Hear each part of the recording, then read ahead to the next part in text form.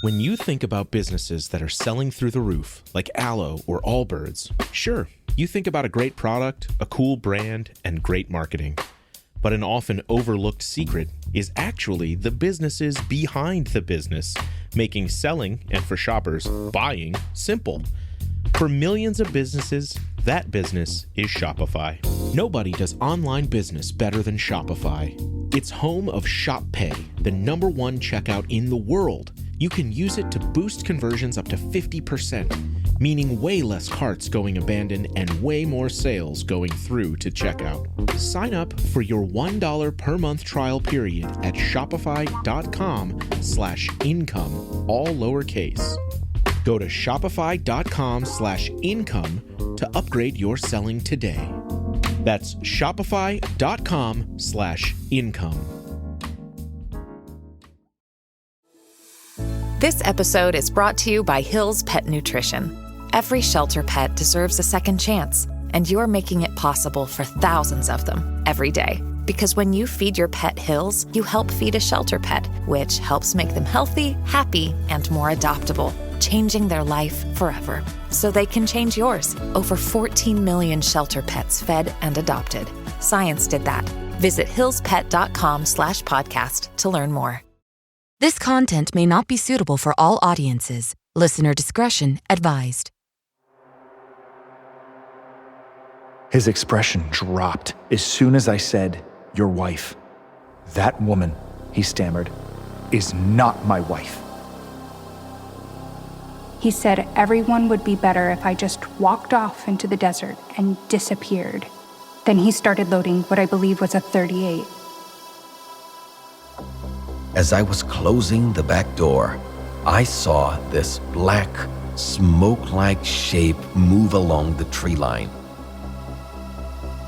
From Killer Podcasts, true tales of horror, bizarre happenings, unexplainable events. This is Disturbed.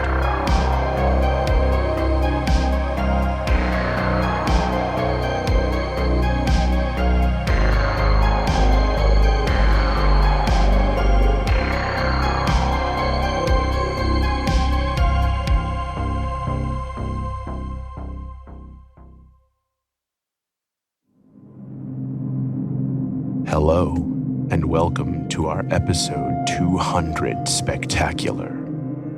This week, we're bringing you... Help! I'm stuck down here. It's been weeks. Anybody hear me? Ugh, Help! not again. I'm trapped in the basement. What do you want? Help! I'm trapped in the basement. He hasn't fed me in weeks. I hate when chloroform wears off too early. Anyways, on today's 200th episode Spectacular, we're bringing you 3 stories that are the epitome of mind-numbing, soul-crushing terror. Real stories sourced from real people just like you. It's my pleasure to invite you to sit back, listen closely, and dive into the horror.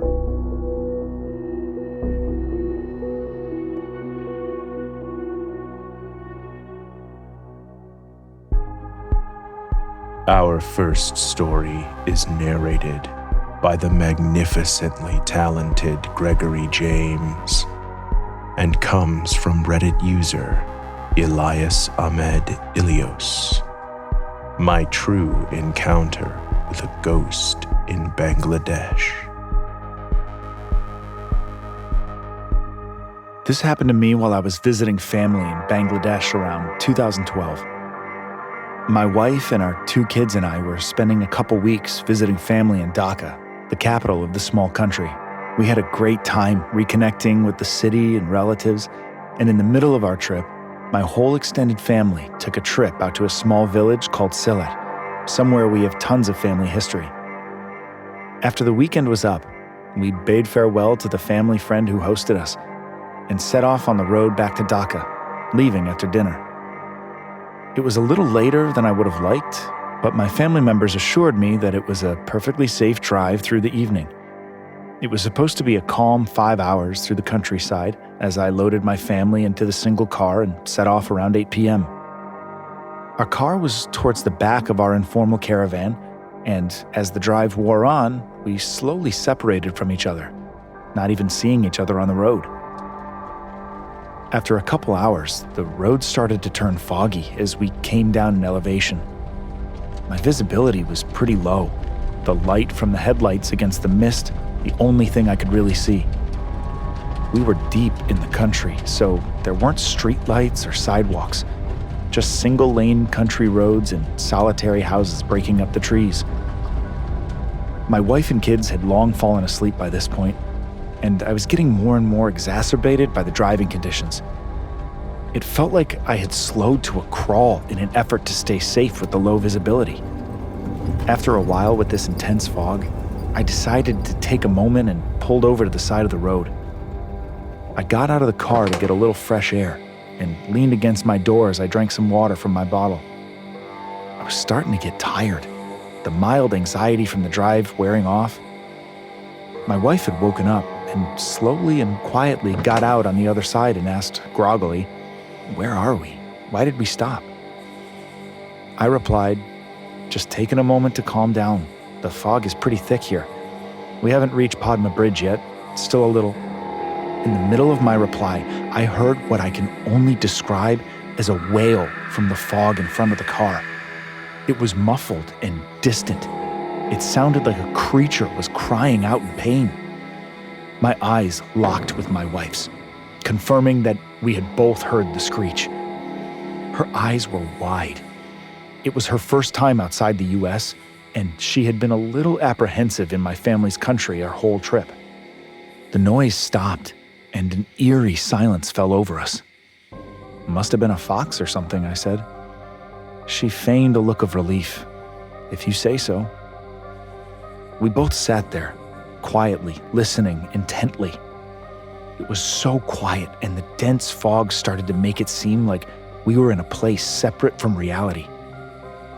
After a long moment, she broke the silence. "When we get back to the hotel, we need to..." Out of nowhere, a stronger, louder shriek erupted from in front of us, this time sounding closer, this time more familiar, more human, like a woman crying out in pain. "Hello? Is someone there?" I called out. My wife shot me a look of fearful surprise, her eyes wide. "Get back in the car," she hissed at me, opening the door and throwing herself into the passenger seat. I opened my door and leaned in to talk to her. "Did that sound like a person to you?" I asked. Her attitude seemed incredulous, an imperfect mix of annoyance and fear. In a loud whisper, she responded, "Whatever it was getting closer. Let's just get out of here." "I think I should see if someone needs..."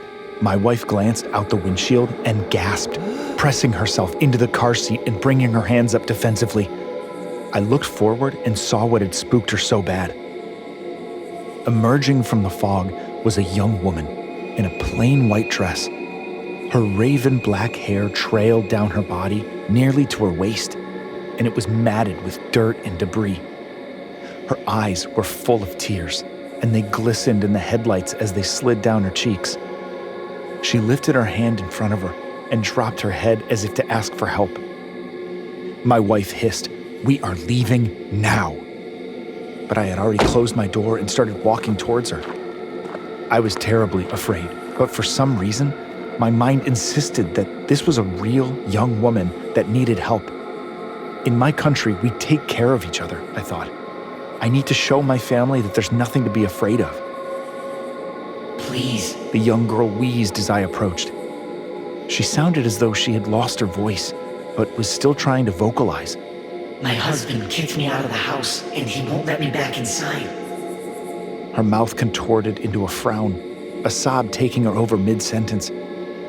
"My house is just over there," she said, pointing to the woods to our right. Just barely visible through the mist was a small dirt path cutting down the trees.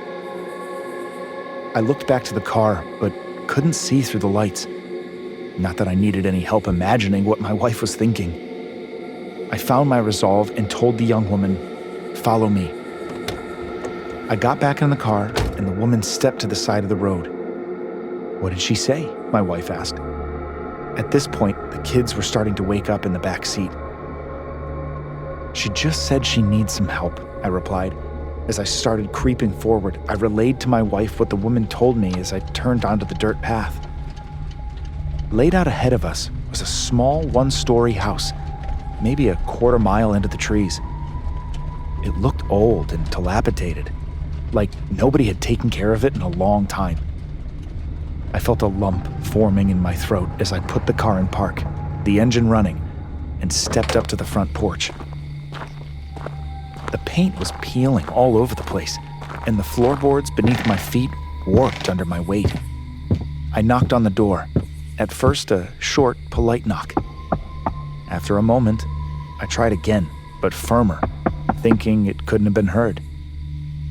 After waiting a little while, I pounded on the door 3 times.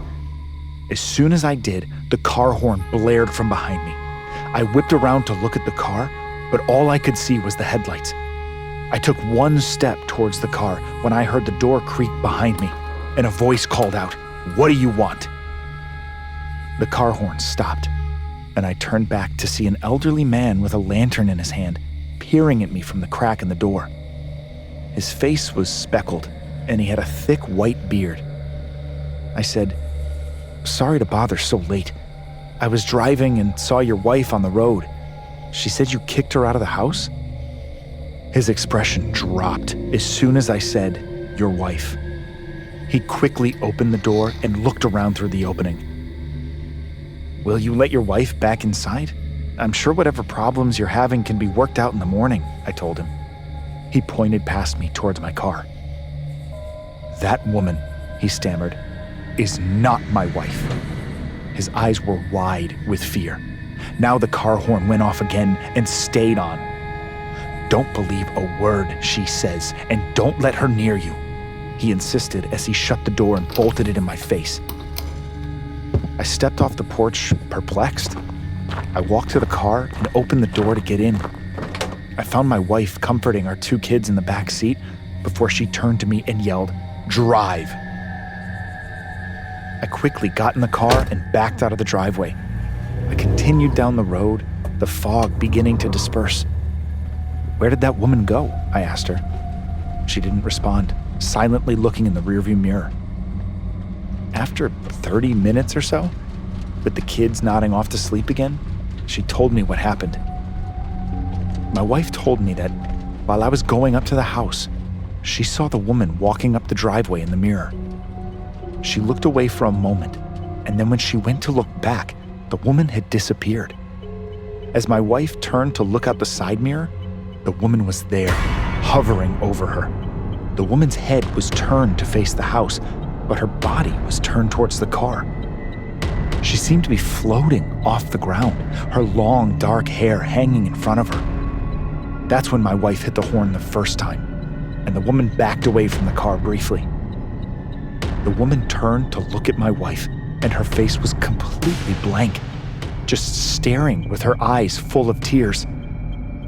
It seemed as though she had no legs, the end of her dress just floating above the dirt drive. Without looking away for a second, the woman then came back to the car and tried to open the door. My wife had locked it and sounded the horn again to get her to go away. This time, the woman floated off into the fog, towards the woods to the side of the house. I didn't know what to say. It was a cool night, but I was sweating buckets. Against my better judgment, I tried to shrug it off, saying it was a trick of the light and the fog. The woman was distressed. She was probably just trying to talk to you, I insisted. My wife turned to face the front of the car upon hearing that from me. I could tell she was angry with me, so I let her be. My mind was racing the entire rest of the time back to the hotel. Were any of those people, the old man or the woman, even real? We got into our room and I put our kids to bed while my wife started a bath for herself. The kids went down quick, so I thought I'd make her a little late-night snack as a peace offering. It wasn't much, just some crackers and cheese and a sliced apple. But I thought she at least would appreciate it. I remember opening the door to the bathroom and then nothing. I woke up in the bed the next morning, my head pounding and my neck stiff. I asked my wife what happened last night, and as she looked at me, I could see in her eyes that something was wrong. I got up and went over to the mirror to find scratches and bite marks all over my neck and shoulders. My wife said I had vivid dreams all night. I was tossing and mumbling nonstop. I was ready to drop the act that this was all coincidence. I was sure this was something supernatural. I spoke to my uncle that day, one of the people we were there to see, but who had spent a long time in the countryside. I told him my story, and he said it sounded like a ferratni. According to folklore, a ferratni was a woman in all white who roamed the countryside and preyed on young, lonely men. He said that a local imam would know what to do to cleanse me. And that evening, I had my first and hopefully last Islamic exorcism. The cuts healed quickly, and we never saw the young woman or anything else so creepy again. I have to wonder what happened to us out on that road that night. Was any of it real, or did I just imagine it? I can say something for certain, though. Next time a creepy lady walks out of the fog towards me, I'm not stopping to say hello. I suggest you do the same.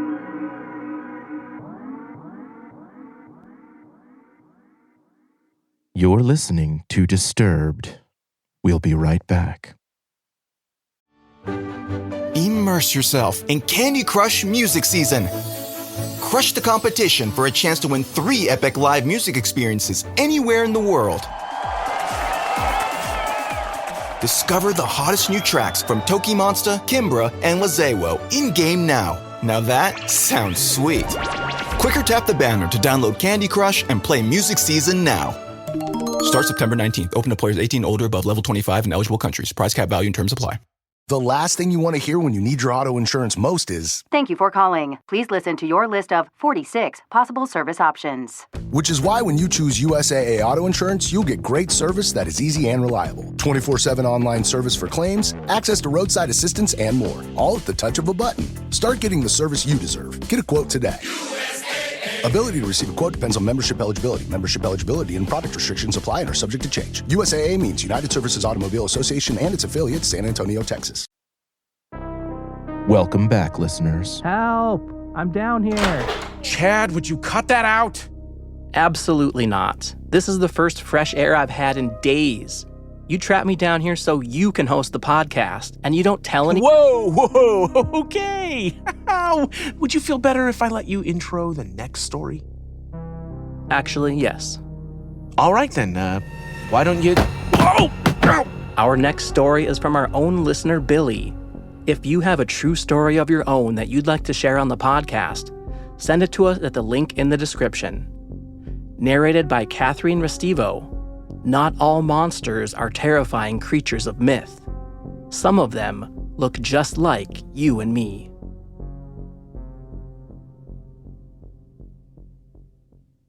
I was 10 years old in June of 1990 when my parents split up, and they divorced not long after. At the time, we lived in Colorado Springs, where my father was stationed at Fort Collins. My father and I were very outdoorsy. My mother, an older sister, not so much. I loved camping, hiking, fishing, and horseback riding. When my parents divorced in November, my mother took my older sister, Christy, and me to Price, Utah to live with our grandmother. It was a big change for me, not to mention a culture shock. I was very hurt and angry about all these changes, and it seemed like no one cared how it made me feel. So in January of 1991, when I turned 11, I just wanted to get outside and camp and hike. I begged and pleaded and threw tantrums. I was new to the desert setting and was more than curious. I wanted to explore. By this time, my mother had started dating a man named Hugh. In February, after they had been dating for about 2 months, he told my mother he would be glad to take us camping. He told me he understood why I was so angry and wanted me to be happy. Sounds great, right? So at the end of February, he took Christy, myself, and my mother out to the San Rafael Desert in southern Utah to camp for 2 nights. I was so excited. Right before we were to leave, my mother's work called and told her she would have to work Saturday. even though she had requested the weekend off. It was either come into work or don't come back. We left Friday to go to the desert, and on Saturday morning after breakfast, my mom left for work and took Christy with her because Christy had her learner's permit and wanted to get more driving practice in. That left me alone with the boyfriend. At first, it was fine. We hiked up a mesa to a cave where he showed me some very cool Native American cave paintings. He showed me how to look for arrowheads and flint and told me about the Navajo and Paiute peoples who had inhabited the areas. I was fascinated. Then, like a cloud passing over the sun, his mood darkened very, very quickly. To this day, I don't know why. He started telling me I was not a good child, that I was a brat who didn't deserve his kindness and knowledge. He told me my mother deserved a better daughter. He said everyone would be better if I just walked off into the desert and disappeared. He told me my mother felt the same, and that's why she agreed to go out to the desert to camp, just to get rid of me. She hated camping. I knew that. So what he was saying was making sense to my 11-year-old brain. He told me I should run so he wouldn't have to hurt me. Then he started loading what I believe was a .38. I ran. I wasn't paying attention to where I was going. I was just crying and running and very scared. I have no idea how long I ran or how far. All I knew was I needed to get away and out of sight. When I finally felt safe enough to stop running, when I couldn't see the camp or smoke from the fire, I started looking for somewhere to hide. I found another cave and sat inside it for a while. I'm not sure how much time elapsed, but I knew I couldn't stay there. He would find me, I thought, and that would be the end. I needed to find someone to help me. But how? And where? I remembered my father teaching me that if you ever got lost in the mountains, you should find a river, if possible, and follow it downstream, and that would lead you to a town. So that's what I did. I later found out that in the desert, you're supposed to go upstream, not down. I don't know if that's true, but that's what they told me then. I remembered from our drive the previous day that there was a river somewhere nearby, so I went off looking for it. Once I found it, I followed it downstream while lost in thought about my mom not wanting me and how I should have never begged to go out there. This was all my fault, and I was probably going to die out there, and that was all my fault too. Why was I such a brat? I wanted to tell my mom I was sorry and ask her to please let me come home. I would never make her do this again, and I would be a good girl. I didn't want to die. Now, in case you're not aware of the desert weather in Utah in the winter, it can be a beautiful day in the 70s and then drop below freezing at night. On this day, it was nice, so I wasn't wearing a coat, just jeans and a t-shirt. Around 4:30 or 5, the sun started going down. I'd been walking since 10 a.m. The temperature started to drop, and I was scared. I started to cry again. I wasn't paying attention and tripped and fell into the river. I scrambled out unharmed, but now I was wet, which made me even colder. The shock of the water snapped me out of my reverie, and I started thinking critically. I needed to find shelter. I had no idea if there were bears, wolves, or any other kind of predator out there. I found another small cave not much bigger than a coat closet that afforded me coverage. I curled up into a ball under my t-shirt and tried to calm myself. I was so cold, and the temperature was steadily dropping. If I remember correctly, it got down to 38 that night. Not below freezing, but at the time, it felt like it. Then, the howling and yips started. They told me later it was coyotes, and maybe it was. But to this day, I have never seen coyotes that big, nor have I seen them walk upright. There were several of them, maybe 5. They were moving around me so quickly in the darkness. The only light was from the half moon, and it was not illuminating much. Looking back now, I'm glad it wasn't. These things seemed to linger near me throughout the night, almost like they were curious, or maybe just messing with me. But they didn't seem to be threatening me. They did get close enough that I could see they looked like really big, scary dogs. At the time, I didn't care what they wanted. They needed to go away or kill me and make it quick. At least, I hoped it would be quick. Sadly enough, I thought this to be more preferable to freezing or starving to death. I had already resigned myself to one or the other. I have no idea how I fell asleep or if I just passed out from fright, but I woke up at early dawn and I was alone again. My legs were numb and it was hard to walk. I would get strange shooting pains through the numbness every time I took a step. I was hungry and thirsty, and I wanted my mom. I started crying again and telling myself out loud that it was my fault and that I did this to myself. Then, I saw it. It looked like a large dog or wolf. It was staring at me from the top of the ridge. It yipped at me, then ran in the other direction. I stared at it dumbly, unsure of what to do next. Would it eat me? Would it leave me alone? What should I do? Then there it was again, now at the bottom of the ridge, maybe a football field away from me. It yipped at me again, but this time it didn't run away. It turned around and walked away from me slowly and kept turning to look at me. Every time it would look back at me, it would yip again, like it wanted me to follow it. Having nothing else to do with my day, I followed. After all, at this point, I couldn't see things getting much worse.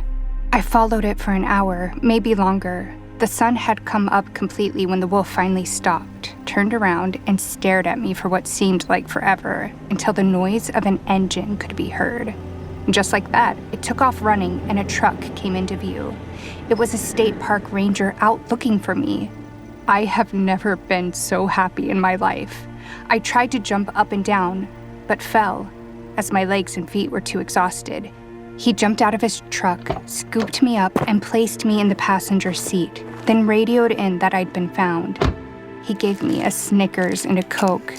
And boy, I tell you, to this day, it was the best Snickers and Coke I ever had. At the hospital, I learned I had severe hypothermia and frostbite on 90% of both my feet. They wanted to cut off my toes, and I'm glad my mother didn't allow that. To this day, I have nerve damage in all of them, and if my feet get cold, the pain is excruciating. I also found out my mother did not want me left out there. Hugh wanted my mom all to himself, and I was in the way. To my knowledge, they never found him. He left the desert that day and called my mom at work to tell her I was gone and she was free.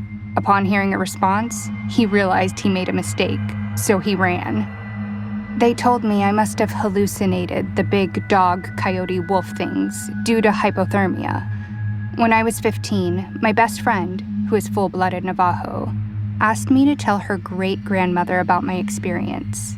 I did, and she told me of a legend her grandmother told her about a family of skinwalkers who were in the San Rafael Swell. Skinwalkers are said to be witches who can disguise themselves as animals. They are generally thought of as malevolent, but this particular group was known to not be hostile. They just wanted to be left alone. Maybe it was all a hallucination, or maybe not all monsters are really monsters. The only monster in my story was human. In any case, thank you to whatever or whoever you were. I'm alive today because of you.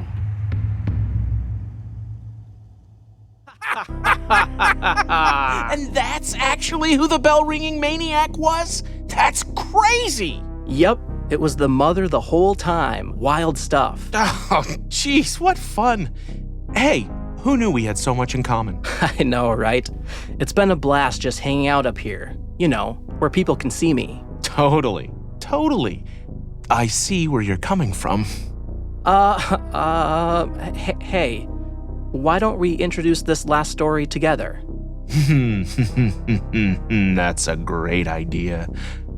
Our last story, listeners, is narrated by Cesar Brasil. When your whole existence is haunted by spirits, life can be a waking nightmare. From the man, The myth, the legend, unstoppably stupid.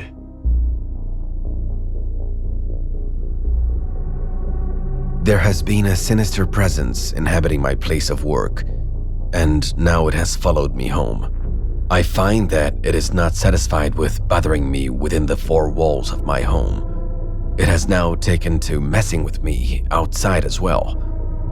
I own just over an acre of land, and my house sits just about dead center of the property. The front lawn is large, but a bit closer to the road than I'd like. My back lawn is where I have the most space, so this is where I take my dog for potty and playtime. My nearest neighbor to the side of my house is far enough away that we cannot hear each other. My neighbor to the rear is far enough away that I cannot see them. I only keep up about a third of my back lawn. The rest I allow to grow however it wishes. There are lots of trees and wildflowers back there. Until last week, my dog enjoyed running and sniffing around in the wooded area. But after the entity came home with me, she stopped wanting to explore. At first, I thought nothing of it. I just thought maybe she'd grown bored with it.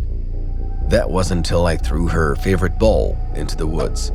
She would not go get it. She ran to the edge and just whined a bit before her hackles raised and she began barking and growling. I thought perhaps there was an animal out there, so I put her in the house and went to investigate. The only thing I found was her toy and the feeling I was not alone. It was nearing dusk by this point, so visibility was not the best. Thinking better of further exploration, I returned home, all the while having the nagging sensation that I was being followed. When it was time for her last potty, before calling it a night, I had to practically force her out the door. At first, all she did was sit at the bottom step of my back deck and whine. The trees began to creak as if there were high winds, but there wasn't the slightest breeze. This was all it took for my dog. She ran up the steps and hid behind me. This dog has never been a coward.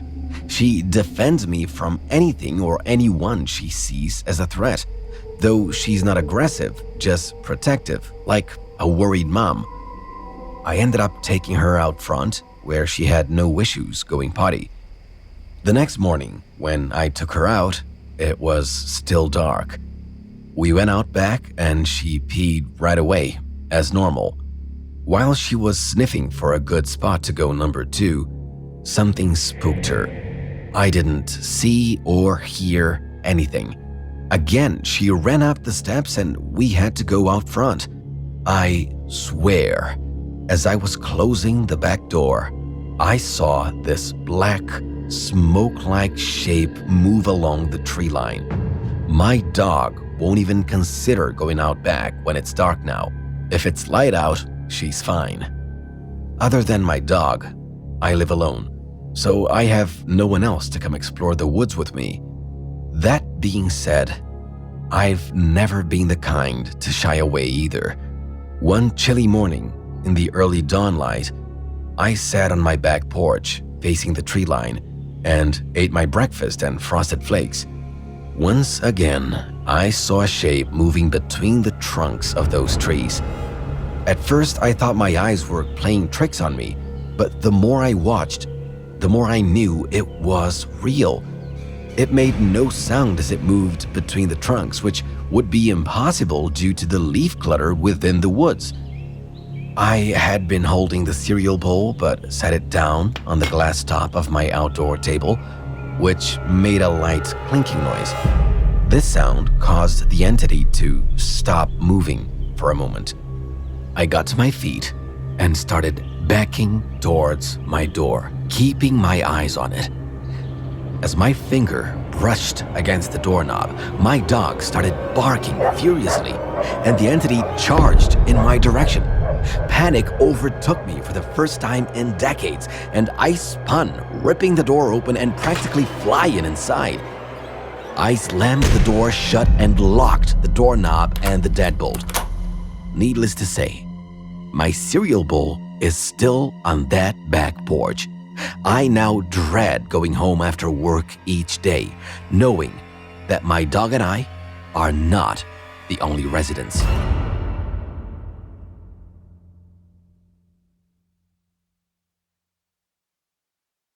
Well, this has been fun, Chad. Maybe I'll let you up from the dungeon again someday. It's about time to get back in, though. Geez, I guess so. But real quick, what is that down there? Down where? Just down there on the ground. I'm looking, but I just don't see... Oh! Ouch! I'm free! Sunlight! He hit me in the head with a mic stand. Well, I hope that doesn't come back to haunt me. Anyways, thanks for listening. I've been your host, Doug Bailey, and you've been listening to our 200th episode of Disturbed True Horror Stories. Special thanks to Chad for appearing on today's show, and for the narrators of our stories. Disturbed is a production of Killer Podcasts and a part of the Evergreen Network. For more paranormal and true crime shows, visit killerpodcasts.com. Follow our Instagram @DisturbingPodcast. If you enjoyed the show, please consider subscribing and reviewing on your favorite listening platform. Share your own true horror stories at disturbedpodcast.com. The music for today's episode was scored by Kevin Hartnell. Additional music by Carl Casey at White Bat Audio. Our producer is Elizabeth Flood. Our sound designer and audio engineer is Nathan Corson. Executive producers Bridget Coyne and Noah Fouts. I've been your host, Doug Bailey. And as always, listeners, until next time, stay safe out there.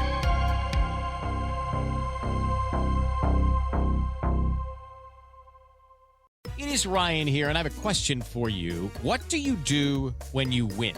Like, are you a fist pumper, a woo-hooer, a hand clapper, a high-fiver? If you want to hone in on those winning moves, check out Chumba Casino. Choose from hundreds of social casino-style games for your chance to redeem serious cash prizes. There are new game releases weekly, plus free daily bonuses. So don't wait. Start having the most fun ever at ChumbaCasino.com. Sponsored by Chumba Casino. No purchase necessary. VGW Group. Void where prohibited by law. 18+. Terms and conditions apply.